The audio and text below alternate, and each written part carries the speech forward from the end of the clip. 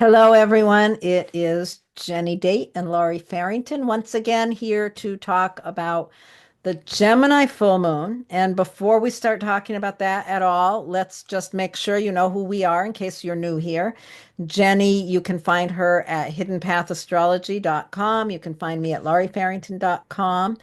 And all the information below, you'll find all the information of how to find us on all our other platforms and all of those kind of things. One thing I want to say is support me on Patreon and follow me on Substack. Okay, so I want to say that. I also want to say that my book, How to Read and Interpret a Birth Chart, is coming out on, I believe, January 8th. 2025. So you can pre-order that now on Barnes and Noble or on Amazon.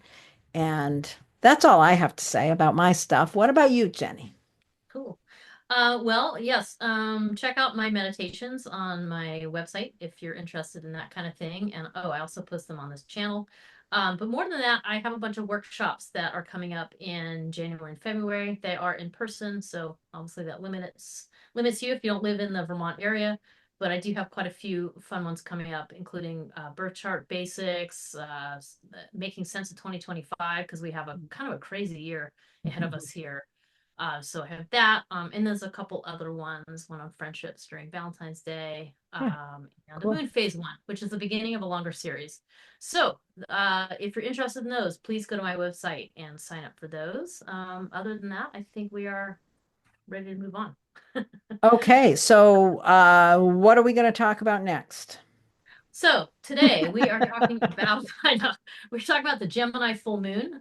It is happening on December 15th at 4:01 a.m. Eastern time. So adjust your time zone accordingly.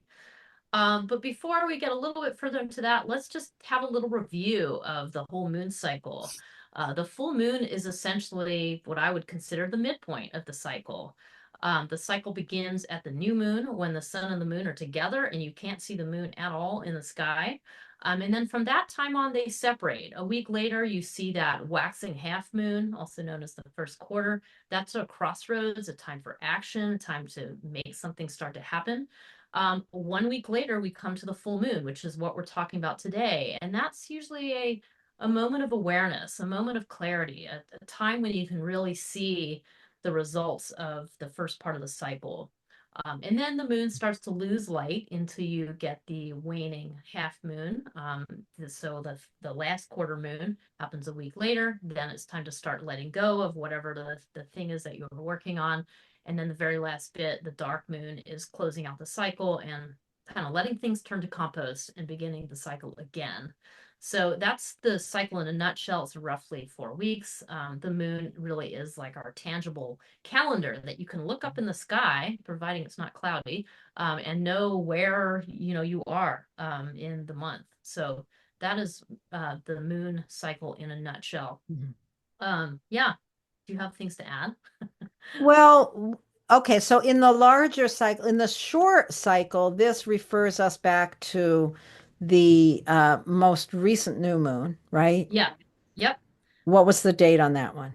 So the recent new moon was December 1st, and that was Okay, the Sagittarius new moon at okay, 9 degrees of Sagittarius. okay. Um, yeah. And then there's the larger cycle that hmm we want to think back to the Sagittarius new moon. Gemini new moon. Sorry, the Gemini new moon. What was the date on that Sorry. one? That's right. So the date on that one was June 6th. We had a Gemini new moon. It Okay. was at 16 degrees of Gemini. So Okay. yeah, that's helpful for these longer cycles because the Yeah. cycle I described is the short 4 week cycle every month. But you can also use these moon cycles in a bigger way. You can use Yeah. them to look at the whole year, and that really works nicely when you're talking about eclipses as well. Yeah. So if you're using those bigger cycles, thank you for bringing it up, Lori. Think back to June 6th and what began at that time that you Yeah. are now seeing some kind of result from. Right. So, yeah. Okay. So there we have that. Are we ready to open up the chart, or do you want to talk about just polarities first? Yeah, let's talk about polarities and let's talk about Yeah. what Gemini is. Like Yeah. what does Gemini Okay. mean?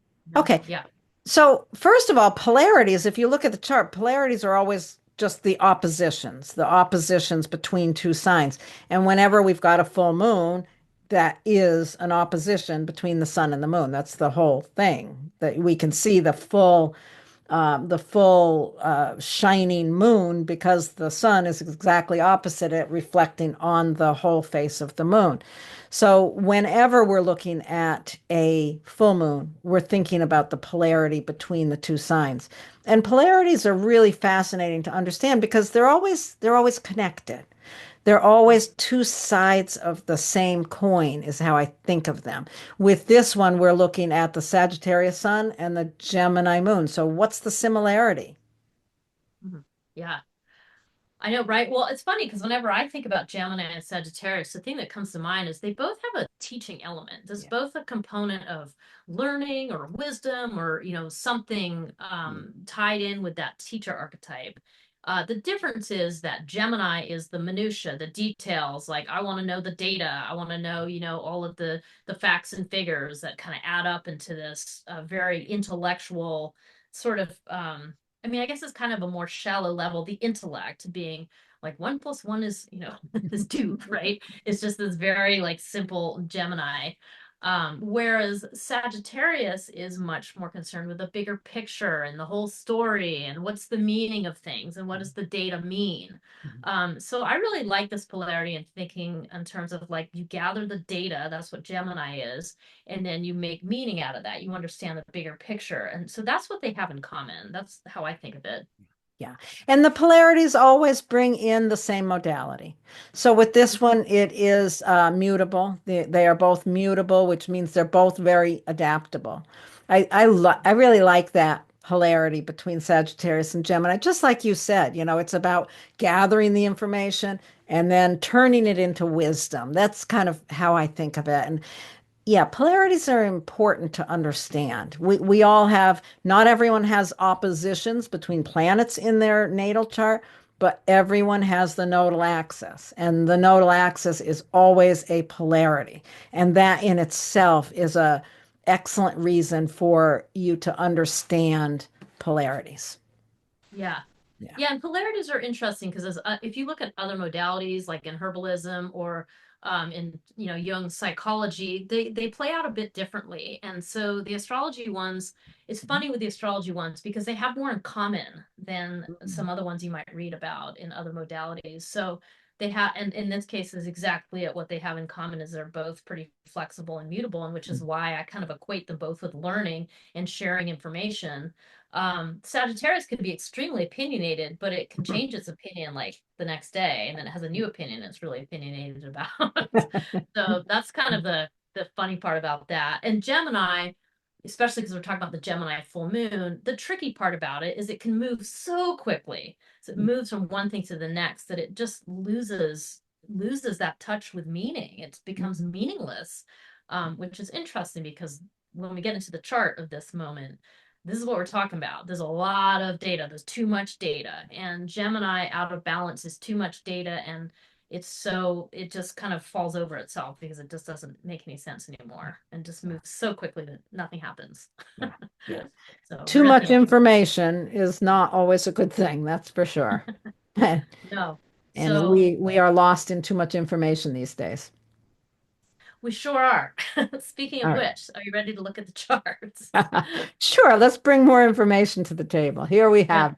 Oh God. Here is the moment of the Gemini full moon, which is December 15th at 4:01 a.m. Oh, it's supposed to Hmm. be Eastern Standard Time, not Eastern Daylight Time. Yeah, that's right. We know Oh sisters. well, probably Um, nobody would notice it. So right away, for those of you watching this, just take note. This is happening at 23 degrees of Sagittarius and Gemini. So do you have anything at, either of those signs? Do you have anything at 23 degrees or close to it within a couple orbs, or excuse me, degrees of orb? That will let whether this one is going to really light something up for you or not. So first of all, check that out. Um, what else do we see here though, Lori? There's kind of a lot happening in this chart. Well, there is a lot happening in this chart, and we can talk about. there's a lot of ways to look at this. First of all, one of the things that jumps out at me right away is we've got a lot of mutable. It's not just the sun and the moon. We've got the ruler of Gemini, Mercury, also in Sagittarius, a mutable sign. The ruler of Sagittarius, Jupiter, up here in Gemini. So the rulers of the two signs are also in basically in an opposition to each other. Yeah. So that really highlights the information overload. Jupiter up there, not exactly conjunct, but close to the moon, is just expanding all the information that we're gathering. We've also got the square to Neptune, which is very close to this full moon. And we've got Saturn in here squaring there. So there's just, you know, all of that is just to say there's so much mutable and there's so much information. Yeah. Yeah, and just for those of you watching here, like, so whenever you see, so Jupiter rules Sagittarius, Mercury rules Gemini, and they're a little out of war, but they're close enough to being opposite each other to count in this case. But anytime you see two planets in each other's signs like this, it's called mutual reception, and what it does is it really highlights this polarity. So to have that in conjunction with this full moon is exactly what Laurie says. It is this like information overload. And also, I'd like to note Jupiter is retrograde in this chart. So that kind of adds this internal rumination of like spinning out internally about things. And Mercury is station today. So what that means is it's not going anywhere today. It's being retrograde and now it's turning direct. It turns direct actually later this day on the same day. But the point is, it's not going anywhere. It's not doing anything. It's kind of flat. And so that too is another way of thinking like it's information that's spinning out. It's information that's not going anywhere. It's information that's like getting stuck in your head and woo, the wheels are turning, but not much is happening. And so that's really the kind of the keynote in my opinion of this full moon. Yeah. Yeah. So It yeah, really is. There were other things that we talked about when we were looking at it, but we don't want to get too complicated here. But really, the one that's most significant, the one that we really want to pay attention to, is the fact that the Neptune is closely connected with yeah. that full moon.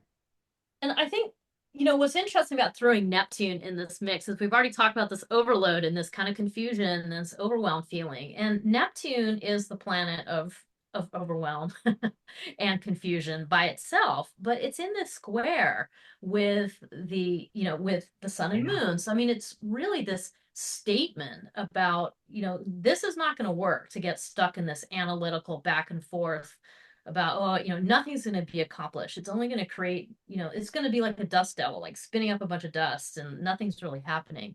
So Neptune represents this bypass, this kind of like, hey, let's get out of like ordinary consciousness. It's really a demand to get into a non-ordinary state of consciousness. And there's a lot of ways to do this. Some things that come to mind are like music, poetry are ways to kind of bypass that linear rational thought process that Gemini represents. Other things, spirituality, the need to surrender to compassion. I mean, you get the picture, a glass of wine or five. Right. These are Right. all things that take you into that, into, a different place other than rational thinking. Yeah. And yeah, it's really important. I think that square does tell us, okay, you need to get out of this overwhelm of information and your mind moving too quickly or getting stuck in places. You really need to find something to escape to, but you want to be really careful because Neptune can suggest poetry, music, meditation, all these lovely ways to work with that. On the other hand, you don't want that one glass of wine to turn into a bottle of vodka. Right? Like Yeah. there's the healthy ways to do it and the not so healthy ways to do it. So you really want to make sure that you're looking for the healthy ways to allow your mind to rest without doing more damage later. Yeah.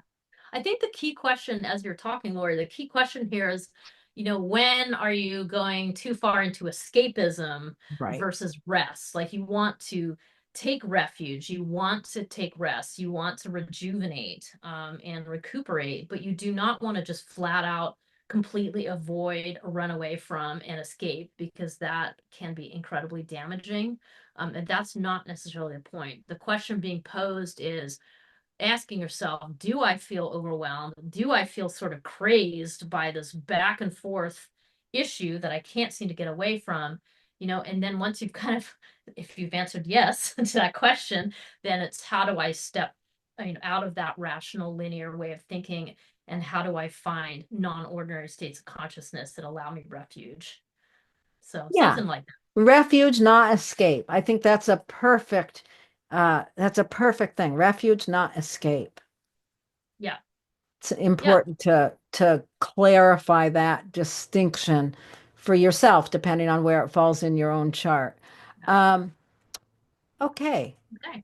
Yeah, there's always, of course, other things to talk about, but I think this is the full moon picture. So I think I feel content. Do you? I feel very content. Okay, so All let's right. move right on into our individual impacts, and we're going to start with folks who have Aries rising. How predictable. How predictable, right? All right, so let's see. Let's start with this. Okay, so those of you with Aries rising, this polarity between the sun and the moon at the Gemini full moon is falling across your third and your ninth house. So the third and the ninth house both very much have to do with your mindset and your educational experiences. That's in a nutshell what's being talked about here. Now, what this full moon suggests is that there may be a fair degree of overwhelm, going on in this part of your life. Like it might be that you really want to communicate something very important, but you're not quite sure what that is, and you're not quite sure what the impacts are, and you're not quite sure how wise it is, and whether or not you're going to accurately be able to represent your point of view. So there could be a real push and pull feeling of like, I really need to, maybe it's have a conversation with a neighbor, or it's a sibling, or someone else, that's being represented by that third house. There might be something that is creating some ripples for you that you're not really sure. So if you are feeling some anxiety and you're really, really desiring clarity, and that's really what you're going for, the thing to do is to set aside that desire, which might be very difficult. But the point is, you're not going to get answers by going back and forth in your mind and trying to over process something and trying to make this decision and being pulled in this tug of war, this like push pull. So that's what the full moon suggests. The answer is to just bypass that by seeking some refuge, seeking some retreat. And that is symbolized by Neptune, which is in your 12th house. So the 12th house is a very intangible place. It refers to all those things that are kind of hidden and behind the scenes. So there's some way which you really need to step into that unseen world, or that world of your intuition, or even of spiritual matters, that could be part of it. But there's some way that you need to just step into that non-ordinary state of consciousness, and enjoy that and be in that at this full moon, which is December 15th. So Yeah. do that, and that's really going to help you get out of that tennis game that's going on in your mind. Yeah. Yeah. It is so interesting with this happening right, during the holidays when so many people do have a lot of stress. And, this could easily show up in, like you said, stressful conversations that you need to have about your worldview with your siblings or your neighbors, or yeah, and just when you're looking for that refuge, that place of rest, just make sure it doesn't turn into escapism. You want to find that internal place, and it could just be listening to music or stepping away from the conversation, stepping away from the concerns of the conversations that need to be had, and listening to some music, or watching a movie to let yourself kind of go into a dreamy state for a bit. So that's what you're going to need to do. And now we're going to move on to folks with Taurus rising. So this puts the polarity that we're looking at between the second and the eighth house. So this is telling us that there's some amount of awareness that is coming into your consciousness. There's some way in which there's a great deal of information around your values and how they relate to someone else's values, your money, your resources and how it relates to someone else's or your shared resources. You know, this being at in the middle of the holiday season, there could be, you know, some real issues around finances that are stressing you out. A lot of people have a lot of stress around finances. And with Taurus rising, that's an important issue for you as well. But at any rate, all the anxiety that you've got going on in that area around how you navigate someone else in order to figure out how to work with your own resources, you've got to step away from that. You've got to look for a place of rest, of refuge, a place where you can set all of that aside and allow a space of intangible pleasure to really envelop you. And for you with Taurus rising, you're going to really look, I would say, you're going to want to look in the area of your community, the community that supports you. Where is there a community event where you can go and just listen to music or, you know, rest in doing some art together or something along those lines? You want to make sure that this isn't, you know, bringing you into a place that is about escapism in the community. You don't want to go join a community and, you know, just drink yourself under the table. That's not going to help. But a glass of wine and some beautiful music would help a great deal. Yeah, and I think, where Neptune is showing up in your 11th house here, this is your community, and this is the idea of like letting your community support you. So I really see this as this is a way to transcend that linear way of thinking or the stress that you might have about your values and the resources you have or do not have to offer the world.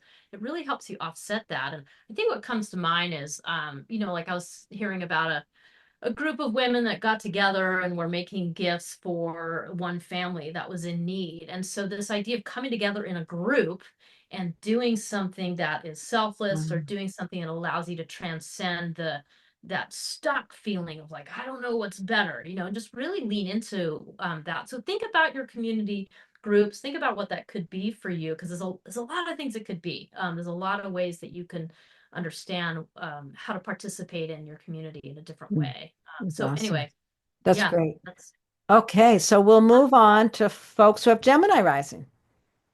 okay. So those of you with Gemini rising, this full moon is landing in your first house. The first house is very personal to you. It's part of your identity. It's part of how you present yourself to the outside world. So during this full moon, it's really bringing in this whole polarity of not just you and who you are and how you present yourself, but also the others in your life, the significant others, the business partners you may have, the anyone you really find yourself in a one-on-one connection with. That's what this full moon is illuminating. And it might be that you feel a sense of confusion, like you're not really sure, like where you begin and where the other person ends, and you might be having some of those questions, and the tendency here would be to like drill down and really try to understand on an intellectual level exactly what's going on here and get down to the details and pinpoint it all and then have the conversation and fix it.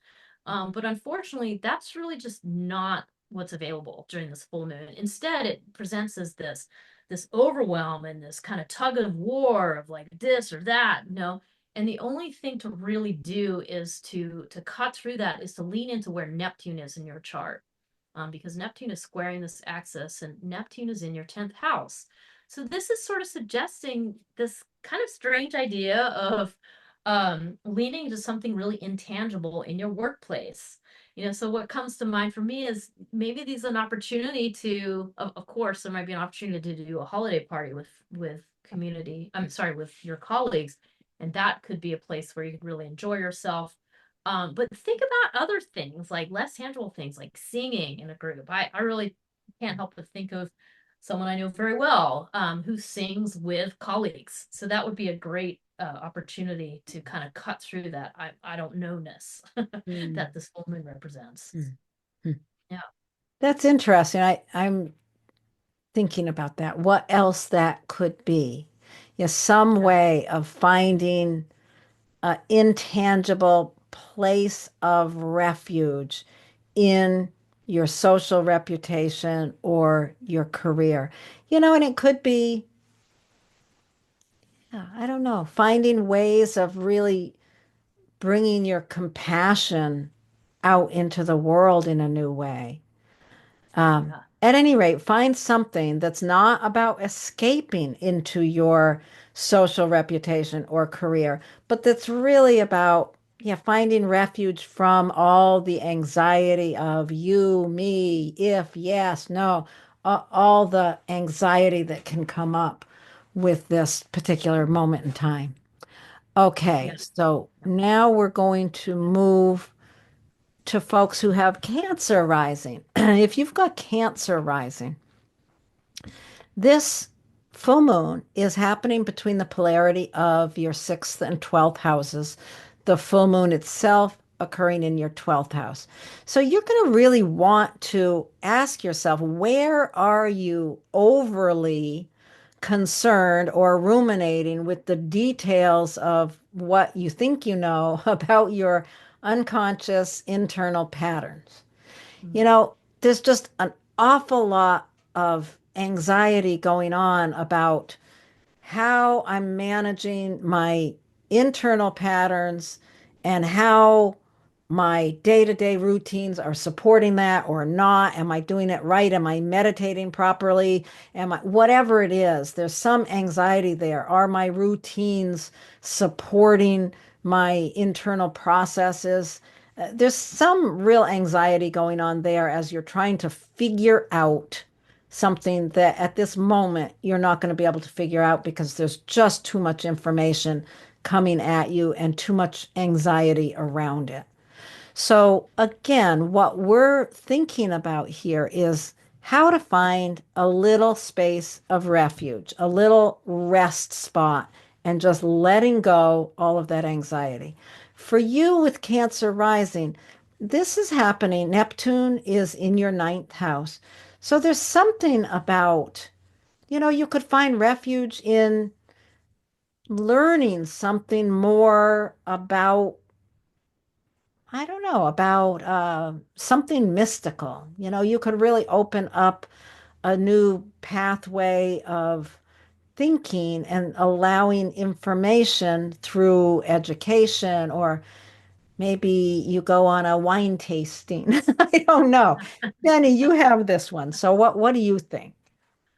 Yeah, I mean, I think that Neptune up there, yeah, I like how you use the word mystical. It's like mystical education, the things that really elevate you or transcend or allow you to transcend like the linear, like the perseverating over whatever the linear thing is that you're mentally trying to, problem solve. And really what needs to happen is that you sort of surrender into this higher state of consciousness, and that and you can do that in a lot of ways. You can do it by providing selfless service for others. You can do it by dropping into some fun, like imaginative creative project, or like painting a painting, something that is very nonlinear.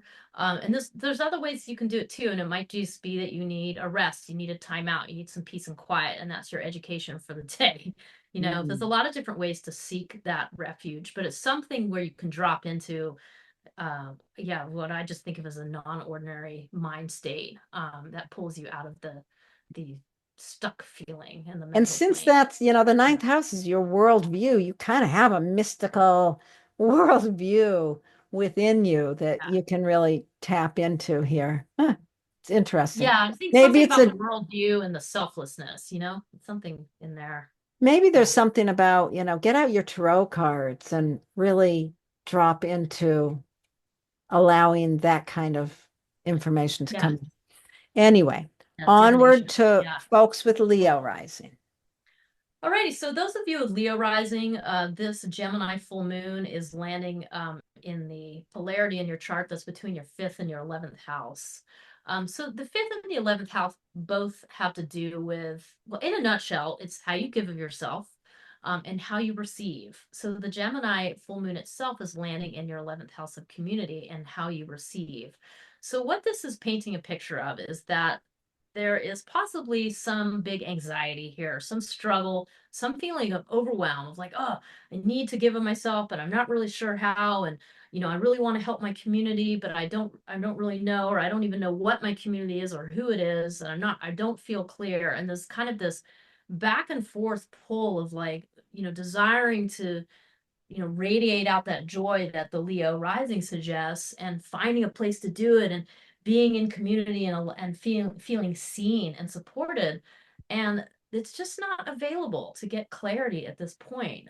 So there's really this need to surrender or take refuge somewhere else to get out of this mental anxiety, to get out of this tug of war that you might be feeling in some area of your life, and to just move in a wholly different direction. And for you with Leo rising, the wholly different direction has to do with, well, really just being with maybe other people that you're not used to being with, maybe seeing the way other people have different struggles in their life. I mean, that's what the eighth house can bring up. It might also be that you need to find some rituals that really Mm. can just move you completely out of the mental, rational, linear place and into this much more mystical and immersive state. And that Mm. is going to come to you through, yeah, either some rituals or connections with other people, because the eighth house is always being, with other people that are having their own struggles. And so there's a couple different ways that could play out. Yeah. I So think yeah. of that really with that one, it just feels like just dropping into compassion. In areas where you may normally be more apt to, try to set strong boundaries for yourself. It's like right now, just go with compassion. And that's going to allow your mind to calm and yeah. Anyway, there's Yeah. that. So let's move now to folks who have Virgo rising. If you've got Virgo rising, the polarity here is between your fourth house and your 10th house. So, and the moon itself, the full moon itself is in your 10th house. So there's some way in which there's a challenge, an awareness between your home environment or your home, your family, and your career or your social reputation. And you're there's so much information coming at you in this area, particularly there's a lot of information coming at you. What are you supposed to do with this? What are you supposed to do with that? How are you managing this? How are you managing that? There's a lot of information that you're trying to gather and trying to navigate in order to balance this area of home, family, and career or social reputation. There's a lot of anxiety in that. So as you are dealing with and trying to manage all that anxiety, what this full moon is giving us as a great gift really is the square to Neptune, which is pointing us very clearly in the direction of where we find our refuge, where we can lean into something that takes us away from all that anxiety of too much information.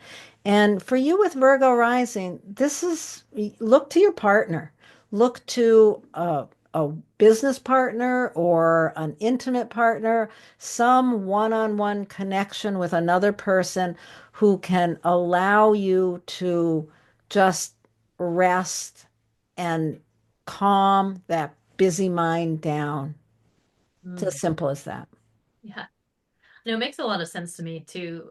All of these, but this one just coming up on the holidays here. And so there is often this push and pull between, how you feel in your home life and what's going on at work. And it really can take you I mean, it really is just how do you approach those non-linear states with other important people in your life and just be with somebody and just enjoy their presence. So it's kind of like instead of worrying about did you get the right gift and you've done the right thing and is the home life going to be okay? And it's just sort of dropping into that, just being like, oh, I get to connect with this person Yeah. who maybe I don't get Yeah. to see as often.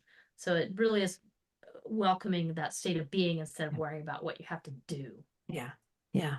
I like Yeah. that. I like that. Okay. So we're going to move now then to folks who have Libra rising. Right. So if you have Libra rising, this full moon polarity is landing in your third and ninth house. The Gemini full moon is landing specifically in your ninth house. So that's really spotlighting your worldly experiences and your philosophy of life. And just how you express your worldview is really what's coming into play here. And um, there's a lot going on right now. There's a lot of moving parts. There's a lot of energy coming in. There's tons of information overload. I mean, all you have to do is open up your computer, and the number of ads you get bombarded with is a clear representation of this type of energy that's just there's so much like and we just don't take enough time to like recuperate and chill out. And that's kind of, well, no, not kind of, that's exactly what Yeah. this Gemini full moon is showing when you introduce Neptune in the picture. Because Neptune's sort of saying, hey, you know what? You're feeling anxious, or you stuck on something, or you're over processing something, and you're trying to figure out what to say and how to say it. Just it's time to just step aside and do something very simple, which I think of as like go outside, Yeah. like it, get into some non-tangible states of being, like do something. That sixth house for Neptune is really represents your lifestyle, and so tap something that you have available to you in your life that brings you that kind of that non-tangible way of being. So I think of going outside and doing something fun in the outdoors. It could be that you just really have a really solid meditation practice and you do something different and new with that meditation practice to really cut Yeah. that irrational thinking, to find refuge and to, Mm. to find some more peace. Yeah. I was thinking as you're talking about Neptune as uh, really finding a state of flow. I mean, that's really what we're looking for with Yeah. this.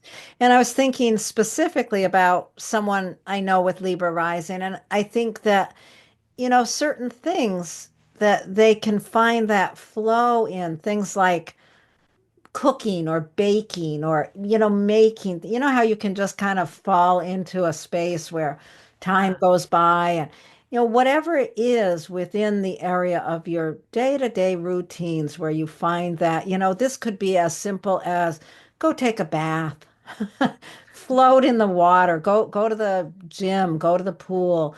There's different ways that you can find that state of flow, but yeah, that's what we're looking for here. Nice. Beautiful. Okay, so we're going to move on to folks who have Scorpio rising, and this brings the polarity of this Gemini full moon to the second and eighth houses. So the full moon is happening in the eighth house. The eighth house is really where we navigate other people's deep concerns, other people's stuff, baggage, I think of. And the second house is our own values, our own stuff and baggage. Money and resources can be part of this polarity. My money versus our money or your money. So there's something here about how we use our resources, how we interact with other people's use of resources and our self-esteem and how that is managed throughout that polarity. Right now, there's an awfully lot of information coming around these issues for you. You may find yourself in a state of a lot of anxiety trying to figure out how to navigate someone else's stuff, how to navigate your own boundaries with someone else, and how to express those things. I can imagine there being a lot of anxiety here. In the middle of the holiday season, as soon as we bring in my money versus your money, we can have a lot of anxiety. So, what do we do about it? The point here of the way we're looking at this is what we need to do is find a refuge.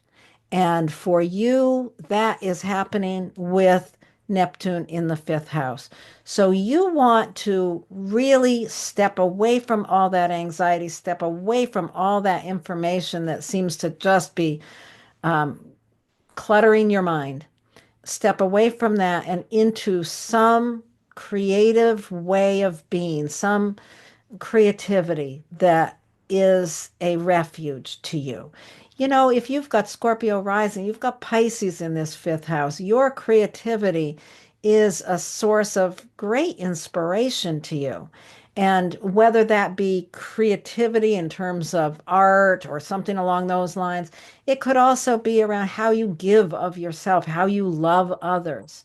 So you really want to find the place where you can express your love through creativity or other ways to express it in a way that is a refuge that just calms and quiets that busy mind and gives you a rest. Yeah.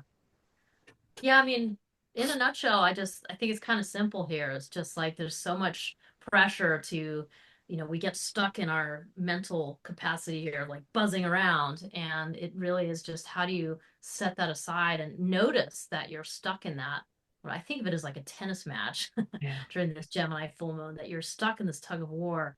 And just to sort of step off that train and just drop into a much uh, really different but deeper state of consciousness. And I think you brought up the word flow in one of these too, and that's really great. Like finding that flow in your creative process. That's exactly what you want to do to cut through that high strung mental game of tennis of back and forth. Yeah. So just find that thing and enjoy it and surrender to it. Enjoy music, poetry, art. These are all things that can help. Yeah. So Absolutely. Okay, we're going to move on then to folks who have Sagittarius rising. all right, so those of you with Sagittarius rising, this Gemini full moon is very much bringing up issues that have to do with yourself and the other. The other can be a marriage partner, a business partner, or really anyone you're coming into one-on-one connection with. That's really what the Gemini full moon highlights. And because of the sheer information overload that seems to be indicated at this time, coming in on the holidays and so much happening about, thinking about that and who to buy what for and blah blah blah. I said that in reverse, but you get the message. Just there's a lot of struggle around how do I fit into this? What's going on with my partner? I really need to communicate this thing, but I'm not really sure. And I don't know what they want and what do I want? So if you're feeling that kind of high strung anxiety, which is so common, the answer here is to just bypass that, to go and find refuge. And in this case, we've introduced the planet Neptune in these charts. And for you, Neptune's in the fourth house. So this to me is saying, never mind all that stuff. Just get cozy, wrap up in a blanket, light a fire, get a cup of tea, all the things. Have your cat sit on your lap, read a book. Just do the things that allow you to just settle down, calm your nervous system, drop into this non-linear state of being.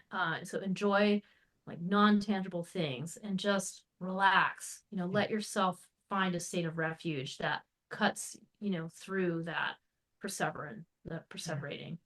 Yeah. That's Yeah. beautiful. I like this one. I like the idea here at the holiday season of stress between you and a partner and so much information and who's doing what and why. Just forget it. Just forget it all and sit on the couch and really find that place of refuge. Have a glass of wine. Don't have too many glasses of wine. You're not looking for escape. You're looking for calm refuge from the overactive mind. Yes. Okay. All right. So now we're going to move on to folks who have Capricorn rising. If you've got Capricorn rising, this full moon is highlighting the polarity between your sixth and your 12th houses. So this is really I, it's interesting to think about the full moon happening in the sixth house. The sixth house is the area of our day-to-day routines, how we care for ourselves. The 12th house is our unconscious processes. So there's some tension between those two areas that's going on. There's some way in which you are probably creating an awfully lot of anxiety for yourself by questioning how you're doing everything, how you're managing those day-to-day routines, whether you're meditating or running every day or whatever the routines are. There's like so much information. Stop Stop taking in more information. That first and foremost, stop reading every article that tells you whether coffee is good for you or running 3 times, whatever it is. There's so much information that's just making you a little crazy. So, as we are looking at this and thinking about it, and it's happening right here at the holiday season, what we're looking for and why we've added Neptune into the mix here is because we're looking for a refuge from all that anxiety and all that overstimulating information. And really, Neptune in the third house suggests to me that where your refuge is in a softer side of your own voice. Um, maybe sit down and write some poetry or sit down and read something that you can really go into some sort of a flow state, really finding a way to use your voice or your day-to-day processes of thinking to release that anxiety. Mm. Hmm. Yeah, I know. It is interesting thinking about Pisces being in your third house and Yeah. this need to convey compassion in general, but then having Neptune here, and at this time just having the Neptune piece highlighted. Like, how do you transcend or find compassion for your neighbor, for the people in Mm, your neighborhood, the people you that's see nice. around you? Like, that's really part of what's showing up Yeah. here. The third house is really, it's such a common place. It's like that common neighborhood place that you're just like cruising around and you pass your corner store and it's familiar. And it's easy to forget that that might be the place that needs the most compassion and the most ability from you to kind of consider Mm, what's going on in other people's lives. So it really mm, is just, maybe it's just go out and go for a walk around your neighborhood if you're feeling this in distress and this back and forth of um, not being sure about what to do with your routines or whatever. That really is part of what's popping up here. And yeah, the emphasis on the voice is just like there's something about singing here. Or yeah. I was remembering that the Huh. Aborigines in Australia say that the human voice is for singing, and that's the main purpose. And that's what this brings up for me, is this finding that joy through that part of your voice. I So love everything that you said there about, yeah, your neighborhood. And, maybe this is about bringing cookies to your neighbors, all kinds of things. And when you think about the neighborhood and the voice, and, people used to sing carols around the neighborhood, yeah, maybe gather a group together yeah. and go sing carols. Anyway, The that's lovely. non-tangible experience of eating a chocolate chip cookie too. Right, that is definitely a non-tangible experience. Okay, so we're going to move on to folks with Aquarius rising. All right, so if you have Aquarius rising, this Gemini full moon, the polarity of the full moon is lighting up your 11th and your fifth houses. The full moon itself is landing in your fifth house, so that's really spotlighting the idea of how you give of yourself, how you dig into your creative pursuits. So I always think about, like, yeah, art pursuits being here, like pottery or making art, or sorry, making a painting. Those are all things that can happen in your fifth house. But it also refers to just playfulness and joy and, that kind of child space of looking at things with child wonder. And the thing is there might be a lot of pressure and anxiety in this polarity. And we're just saying this during this full moon because there seems to be information overload.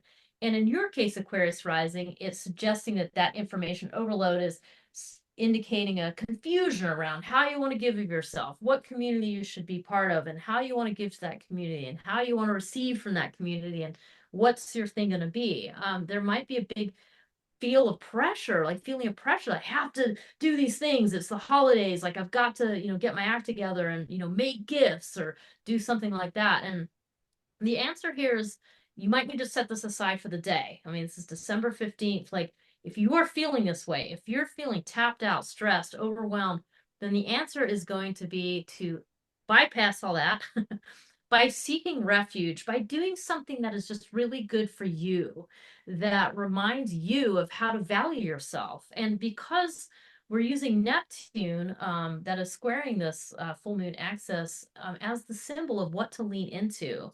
And Neptune is really intangible. So I was thinking about Neptune in your second house being like, go ahead and splurge, spend some money on yourself. You know, do something that makes you, like, reminds you of the value that you bring to everything around you.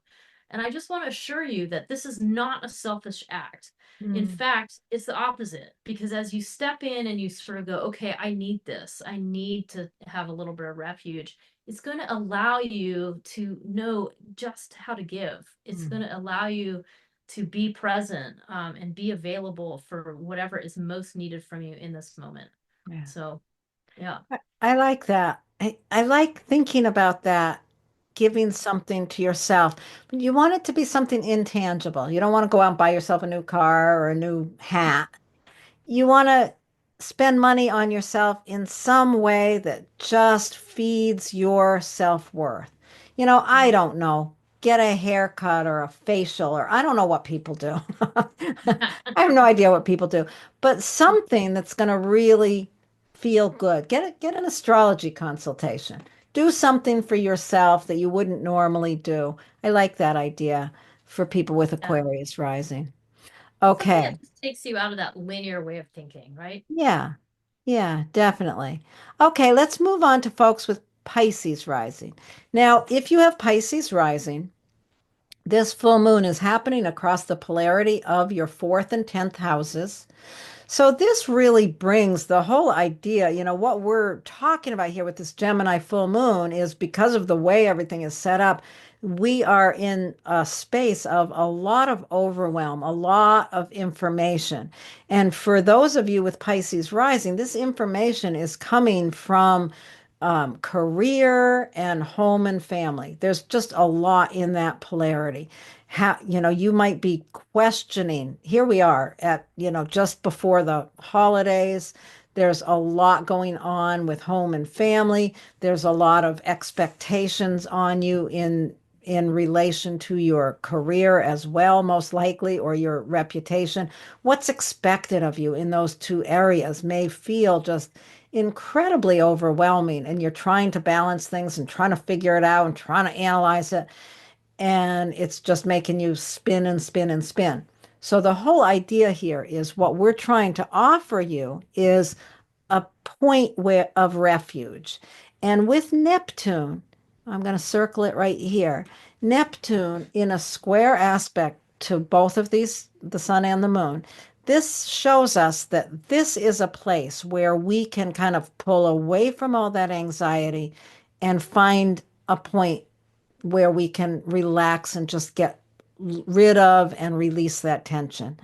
And this, with Neptune in the first house, this is very much about finding your own personal sense of flow, like really dropping into an authenticity that may not be all that easy or common for you.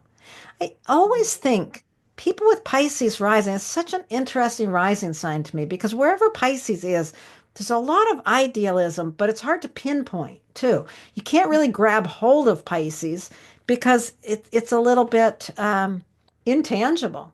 So Yeah. finding that intangibility within your own personality and finding a way to highlight it and flow into it. What would that be, Jenny? you know, Nice. Poetry, music, sing, something. Yeah. I was just thinking too, another meaning here, or another thing about having, yeah, Pisces as your first house and having Neptune there. There's just this deeper level of trust, like self-trust, like sort of trusting that you are where you're Oh, supposed to be. oh, I You know, love that. the yeah, so that's kind of what I was thinking, is that Yeah. sort of surrender to the higher self, for perhaps for lack of better word, like just I this like idea of that. like, yeah, just trusting that you're on the right path. And it could be really easy with this full moon exactly to feel very overwhelmed, because the first, the fourth, and the 10th are such important houses. And it could Right. be easy to feel overwhelmed about what your family life, your public life, and so on and so forth, the picture you already painted. But I think that Neptune can really just take a moment, take a breath, take a moment, do something for you in this day that elevates you to those non-ordinary states of consciousness. So Absolutely. something like Wonderful. that. I think we have covered it all. Yeah, cool. So thank you, All right. Jenny. We did it. Yes, thank you, Laurie. And we will do another one soon. So everyone have a great holiday, whatever you're doing, and we'll be back. And thanks, everybody. Bye. Bye.